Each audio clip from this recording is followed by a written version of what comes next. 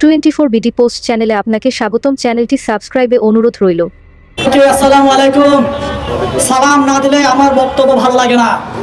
আমি একটা কথা দিয়ে শুরু করতে চাই। আমার এই বাংলাদেশে যে সংখ্যালঘু নেতারা আছেন, সংখ্যালঘু নেতা, এটা কার নাম জানেন? ফ্যাসিস্ট হাসিনা আমাদের মাথায় দিয়ে যাওয়া শব্দ সংখ্যালঘু। এই সংখ্যালঘু নেতারা দাবি করেন বাংলাদেশে হিন্দু 37% ছিল, এখন হয়েছে 8%। বৌদ্ধ এত পার্সেন্ট ছিল, এত পার্সেন্ট, বা আমার পাহাড়ে এত পার্সেন্ট ছিল, এত পার্সেন্ট কমে গেছে।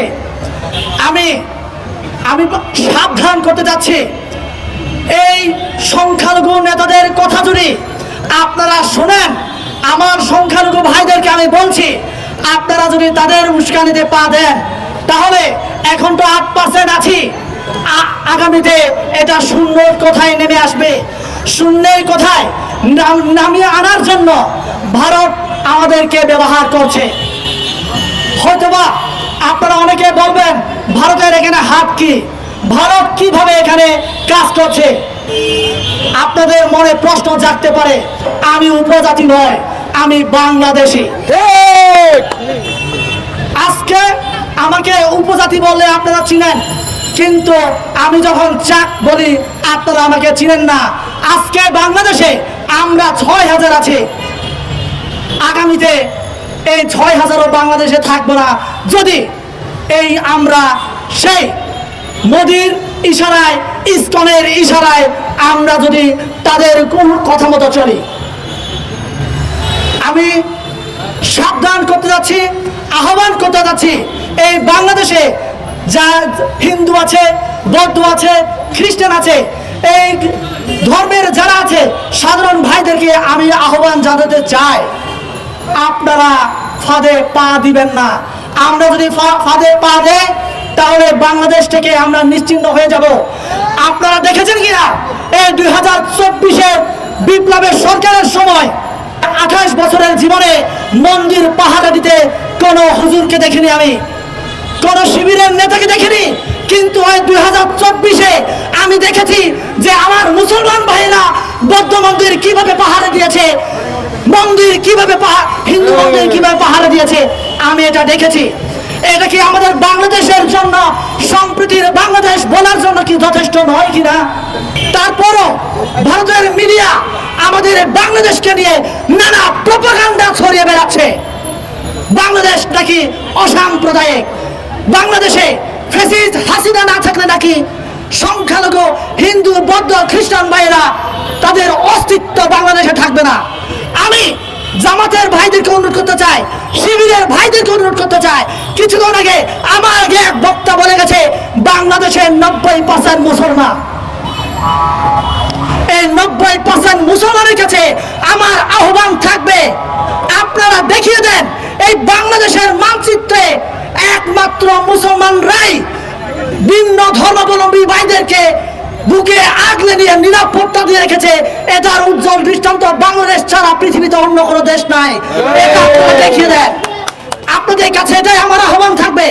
তাহলে আজকে কে হিন্দু মারা গেল, কে মুসলমান মারা গেল, এই বিচার বিশ্লেষণে আমাদেরকে সমাবেশ করতে হবে না। আজকে এক হিন্দু ভাই মারা গেলে আমাদেরকে সাম্প্রদায়িক ভাবে আমরা নিয়ে যাই, এক পাহাড়ি মারা গেলে এটা সাম্প্রদায়িক নিয়ে যায়। আমরা সাম্প্রদায়িক ডাঙা বাঁধতে বাঁধতে বাংলাদেশকে এমন ভাবে এমন জায়গায় নিয়ে যাওয়ার চেষ্টা করছে যাতে করে আমরা আমাদের মনের অজান্তেই আমরা ভারতের অঙ্গরাজ্যে ঢুকে যাই। আমরা ভারতের অঙ্গরাজ্য হতে চাই না। এই বাংলাদেশের প্রত্যেকটা মানুষ ভারতের অঙ্গরাজ্যের মধ্যে থাকতে চায় না, আমরা স্বাধীন বাংলাদেশে থাকতে চাই। শুভেন্দু বলেছেন এরা নাকি আমাদের বাংলাদেশের বর্ডারে এসে হামলা করবেন, সমাবেশ করবেন। আমাদের বাংলাদেশে 18 কোটি মানুষকে আঙ্গুল চুষবে নাকি? আপনারা বলেন আমরা কি আঙ্গুল চুষবো? আপনাদেরকে আমরা দেখে নেব। আপনাদের 7 সিস্টার আমাদের হাতের ইশারায় থাকবে। আপনারা যদি বেশি তাল বাহানা করেন তাহলে আমাদের বাংলাদেশের 18 কোটি মানুষ অস্ত্র ধরা লাগবে না। একটা একটা লাঠি নিয়ে যদি আমরা ভারতের দিকে অগ্রসর হই তাহলে আপনাদের অবস্থা কি হবে আপনারা চিন্তা করে দেখুন। সেভেন সিস্টারের ভাইদেরকে অনুরোধ করছি, তা আপনারা মোদির পা আর চাপবেন না।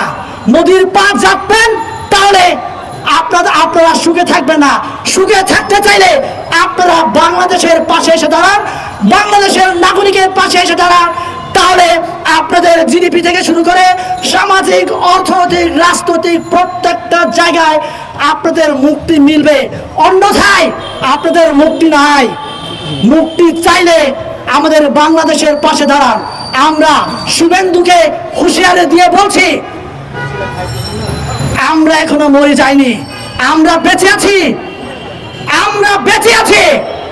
বাংলাদেশের দিকে চোখ তুলে তাকাবা, ওই চোখ আমরা উপড়ে ফেলবো, আমরা উপড়ে ফেলবো।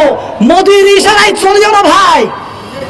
আমার বাংলাদেশে সংখ্যালঘু নেতাদের বলছি, আজও আপনারা বলছেন ইসকন হত্যা করেনি সাইফুল ভাইকে।